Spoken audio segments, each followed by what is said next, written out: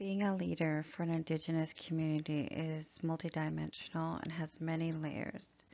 In the context of colonialism, it should be a standard requirement for elected leaders to have the knowledge of how systemic policies, laws, and ideologies have impeded and have had a negative impact on individuals, families, communities, and nations. Prior to colonization, each Indigenous community had their own individual ways of living. These traditional ways were taught to each generation and were based on sustaining a balanced lifestyle and preventing sickness, poverty, and family conflicts. These ways ensured that individuals had an equal and communal role and responsibility to sustaining themselves.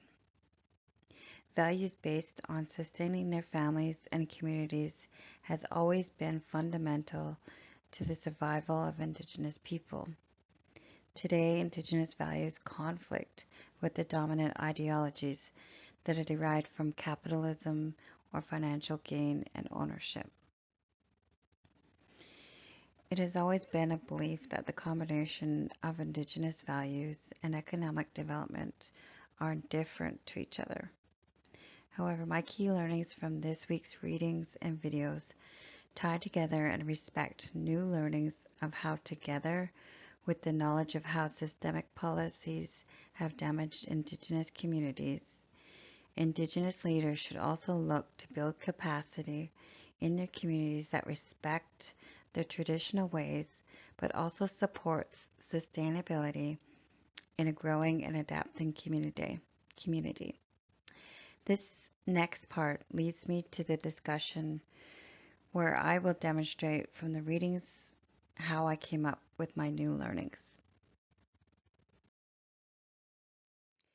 Gallagher's article showcases the development of First Nations Health Authority, FNHA, governance system that supported providing health services to Indigenous people, no matter where they lived or what situation they were at. What I observed was that collectively, Indigenous leaders can make systemic changes to colonial government policies and authorities, proving that upholding Indigenous people's inherent right is indeed fundamental to Indigenous approaches to health and wellness leadership. The FNHA works in partnership with provincial and federal governments, but also addresses the multi-dimensional layers of colonialism by using traditional values and culture to disrupt oppressive Western measurements of health for Indigenous people. Knowing how systemic structures have impacted Indigenous people is important and leads to realizing that Indigenous health is impacted negatively by oppressive and racist systems. It's for this reason that FNHA created the model Self-Determinants of Health that validates the connection to self, traditional values, cultures, environments, and systems that affect and measure the health from an Indigenous perspective. This also leads into Toronto's Indigenous Health Advisory Council, whereas they use the Self-Determinants of Health model as a fundamental tool to create new policies and advocacy direction that improve the self-determinants of health. As stated earlier, these two readings have illustrated a deeper understanding of how policies in health can be adapted to work with Indigenous values that strengthen health services, programs, and the lives of Indigenous people, but only collectively.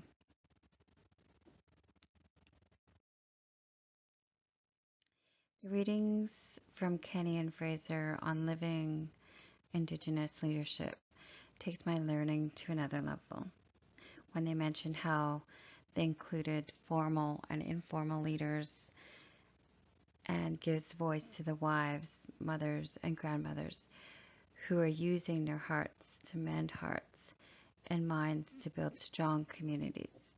Kenny, 2012. This shows me that there is leadership at all levels, including elders, youth, and children. This again brings me back to the values of sustainability in modern Indigenous community initiatives, but also makes me think about breaking down the Western ideology of what a leader is. The importance of a leader, whether it's a mother, elder, youth, or elected chief and council, is a collective and inclusive process. Going back to the indicators and measures of health and wellness is the example of the house ownership successes in the Carcross Tagish First Nations Yukon. This initiative helped me to realize that Indigenous leaders who ask and include the community about the developments empower the people, which also instills a sense of pride, empowerment, and crosses over to values of responsibility and contribution.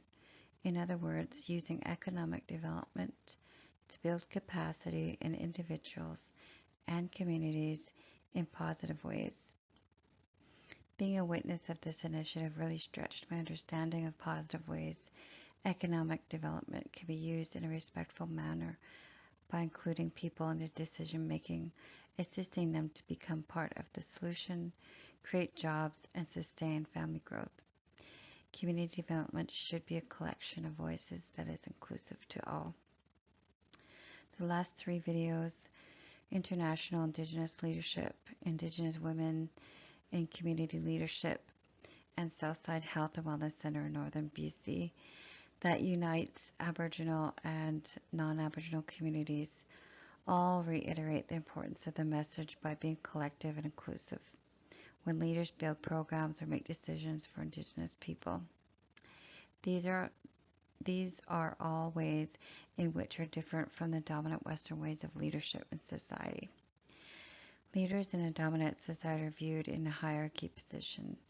They are the decision makers, policy, and lawmakers for the greater society, a society in which Indigenous voices have been excluded too.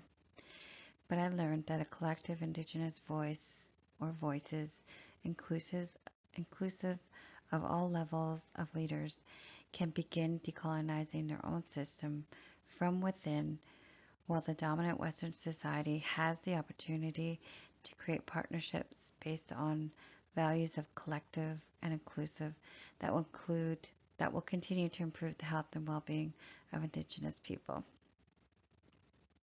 These readings and videos have proven that self-determination in Indigenous health is a way to decolonize ourselves and the health systems.